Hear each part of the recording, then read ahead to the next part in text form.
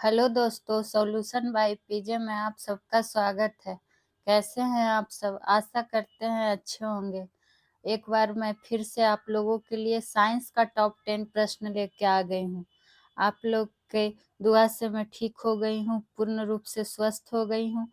तो चलिए, अब आपका सेशन चलेगा रेगुलर। टॉप 10 प्रश्नों का कलेक्शन मिलेगा आपको डेली, तो इस चैनल से जरूर जुड़िए। सॉल्यूशन बाय पीजे को सब्सक्राइब कीजिए, लाइक कीजिए, शेयर कीजिए। तो चलिए आज का देखते हैं साइंस टॉप 10 प्रश्न में क्या है कुछ खास। शुरुआत करते हैं पहले प्रश्न की। तो पहला प्रश्न हमारा क्या है कि अस्थियों में कौन सी प्रोटीन पाई जाती है। अस्थि यानी कि हड्डी से क्वेश्चन आ गया है कि अस्थियों में कौन सी प्रोटीन पाई जाती है। तो जो अस्थियों में प्रोटीन पाई जाती है वो ओसिन नाम की प्रोटीन पाई जाती है। तो इसका राइट आंसर क्या हो जाएगा? ओसिन। लेकिन अगर क्वेश्चन आपसे ये पूछ दे कि बाल्यावस्था में अस्थि का विकास केंद्र कौन सा होता है। क्वेश्चन अगर आपसे पूछे कि अस्थि बाल्यावस्था में अस्थि का विकास केंद्र कौन सा होता है या कौन सा है, तो कार्टिलेज। इस चीज को ध्यान रखिएगा। और क्या पूछ लिया जाता है कि जो अस्थि है वो किस झिल्ली से ढकी रहती है। बाह्य कमाय झिल्ली से पूछ लिया जाता है कि जो अस्थि है तो ये पेरिओस्टियम। तो इसको कैसे लिख सकते हैं कि अस्थि जो है ये क्या करती है, बाह्य कमाय झिल्ली से क्या होती है, ढकी होती है। ढकी होती है किससे? तो पेरिओस्टियम से। और संयोजी ऊतक का बात करें तो अगर आपसे पूछ ले कि अस्थि का निर्माण कैसे होता है, अस्थि का निर्माण, तो अस्थि का निर्माण किससे होता है, तो संयोजी ऊतकों से होता है। और अगर अस्थि का अध्ययन पूछ ले कि अस्थि का अध्ययन क्या कहलाता है, तो आप लोग को हम बहुत बार बता भी चुके हैं, फिर से बता रहे हैं कि अस्थि का अध्ययन क्या कहलाता है। तो अस्थि का अध्ययन कहलाता है ऑस्टियोलॉजी। तो इस प्रश्न का हमारा राइट आंसर हमको मिल गया क्या, ओसिन। अब बढ़ते हैं दूसरे क्वेश्चन की ओर। दूसरा क्वेश्चन है विश्व मधुमेह दिवस कब मनाया जाता है। तो ये साइंस से रिलेटेड दिवस है जो बार बार एग्जाम में पूछा जाता है, इसलिए आपका प्रश्न में ऐसा प्रश्न लाया गया है। तो जो विश्व मधुमेह दिवस है ये मनाया जाता है 14 नवंबर को। और मधुमेह किसकी कमी के कारण होता है, तो आप लोग को पता होगा कि इंसुलिन की कमी से क्या होता है। तो लिख लीजिए एक पॉइंट यहाँ पर कि इंसुलिन की कमी से ही क्या होता है, मधुमेह रोग होता है, यानी कि डायबिटीज रोग होता है। और इंसुलिन की खोजकर्ता को अगर पूछ ले कि इंसुलिन के खोजकर्ता कौन थे, तो कौन हो जाएंगे, बेंटिंग हो जाएंगे। 28 जुलाई को क्या मनाया जाता है साइंस से रिलेटेड, तो विश्व हेपेटाइटिस दिवस। कौन सा दिवस? विश्व हेपेटाइटिस दिवस। ठीक है। 24 मार्च को क्या मनाया जाता है, तो विश्व टीबी दिवस। टीबी दिवस मनाया जाता है कब, तो ये मनाया जाता है 24 मार्च को। भारत सरकार ने टीबी को कब तक पूर्ण रूप से समाप्त करने का ये किया है, तो आप लोग को पता होगा कि 2025 तक। 4 फरवरी को क्या मनाया जाता है, तो 4 फरवरी को मनाया जाता है विश्व कैंसर दिवस। तो ये सब दिवस महत्वपूर्ण है, इसलिए इसको जरूर ध्यान रखिएगा। और आप लोग से रिक्वेस्ट है कि आप लोग भी इस सेशन से जो भी कराया जाता है, जो भी सब्जेक्ट का, साथ ही साथ आप लोग भी नोट डाउन करते चलिए, ताकि आपके पास भी अच्छे क्वेश्चन का कलेक्शन तैयार हो जाए और आपको रिवीजन करने में आसानी हो। अब आइए क्वेश्चन नंबर 3 पर, जो कि है हमारा मिलान करने वाला रोग, और इस रोग से प्रभावित अंग पूछ लिया गया है। तो पहला क्या है, निमोनिया। तो निमोनिया से जो प्रभावित अंग होता है वो क्या हो जाता है, फेफड़ा। उसी तरह दूसरे नंबर पे है टाइफाइड, जिससे प्रभावित अंग क्या है, आंत। और मुझे टाइफाइड ही हो गया था, जिसकी वजह से मैं काफी दिन बीमार रही, लेकिन अब मैं ठीक हूँ, इसलिए अब सेशन रेगुलर चलेगा। तो टाइफाइड से कौन सा प्रभावित अंग होगा, आंत। मोतियाबिंद से कौन सा, तो आँख। और मेनिंजाइटिस से कौन सा अंग प्रभावित होगा, तो मस्तिष्क। और कुछ जान लेते हैं। तो जो निमोनिया और टाइफाइड है ये किसके कारण होता है, तो जीवाणु के कारण होता है। आप लोग को हम पहले बता भी चुके हैं।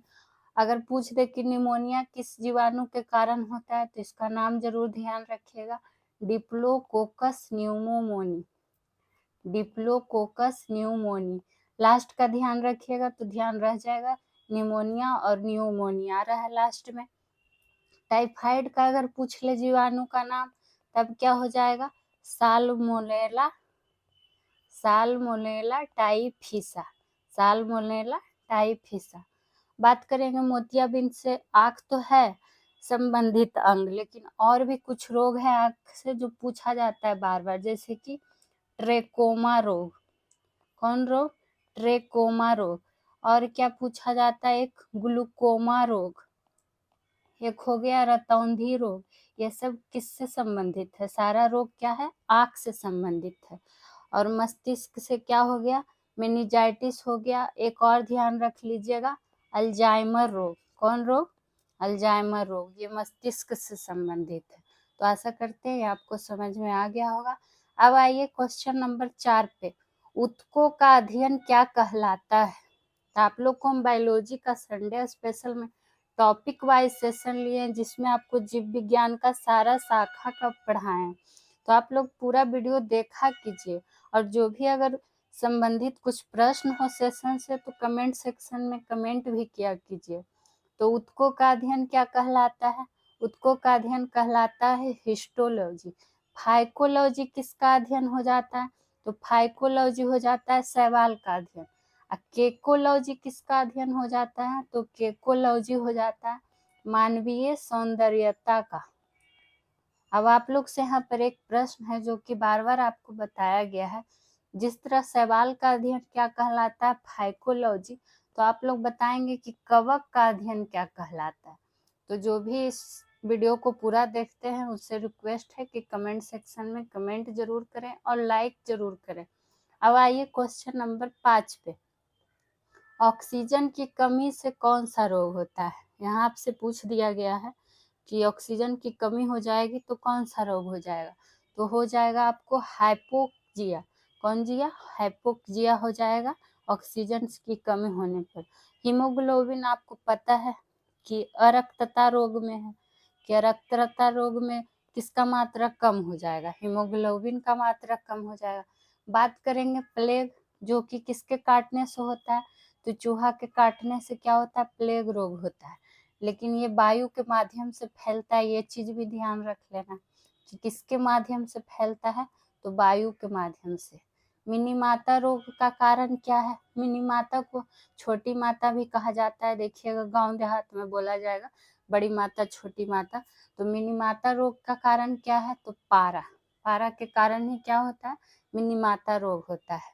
अब आइए क्वेश्चन नंबर 6 पे, मटर, खजूर आदि किसके उदाहरण है। तो जैसे कि पूछ ली, आपको दे दिया जाएगा चुनने के लिए कि जड़ के अंतर्गत कौन आएगा, फल के अंतर्गत कौन आएगा, तना के अंतर्गत कौन आएगा। उसी तरह यहाँ आपको एग्जाम्पल दे दिया गया है कि जो मटर और खजूर है ये किसके उदाहरण है, तो ये किसके उदाहरण है, तो ये पत्ती के अंतर्गत आते हैं। यानी कि खजूर, खजूर देखे और डायरेक्ट फल मार दिए कि खजूर तो फल होता है, मटर तो सब्जी होता है, उस तरह से नहीं। आपको ध्यान में रखना है कि कौन किस शाखा के अंतर्गत आता है। तो ये किसके अंतर्गत आता है, पत्ती। जड़ में देखिए कुछ एग्जाम्पल जो बार बार एग्जाम में पूछा जाता है वही आपको बताएंगे, जैसे कि मूली का पूछ लिया जाता है, सलजम का पूछ लिया जाता है, शकरकंद का पूछ लिया जाता है, और किसका, गाजर का। तो ये सब किसके अंतर्गत, जड़ के अंतर्गत। उसी तरह फल में अगर कहे तो तरबूज देगा, टमाटर, ये सब पूछा हुआ क्वेश्चन है, खीरा, और बार बार रिपीटेड क्वेश्चन भी है इसलिए बनता है इम्पोर्टेंट।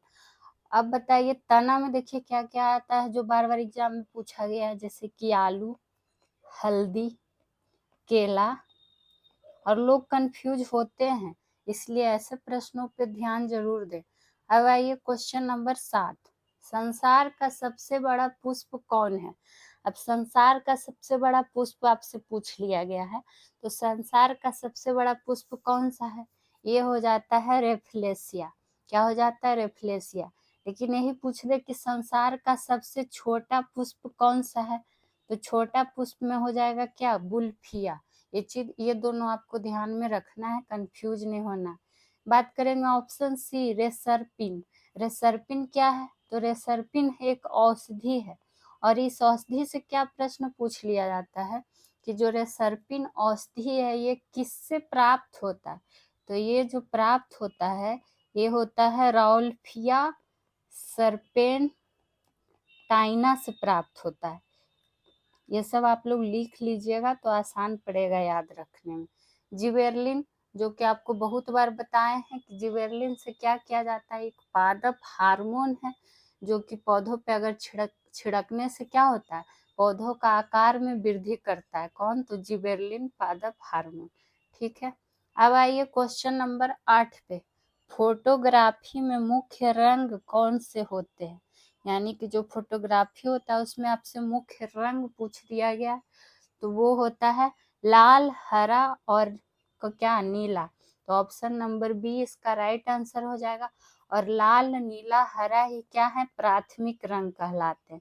अगर आपसे पूछ दे कि प्राथमिक रंग के अंतर्गत कौन कौन सा रंग आता है, तो लाल, नीला और हरा।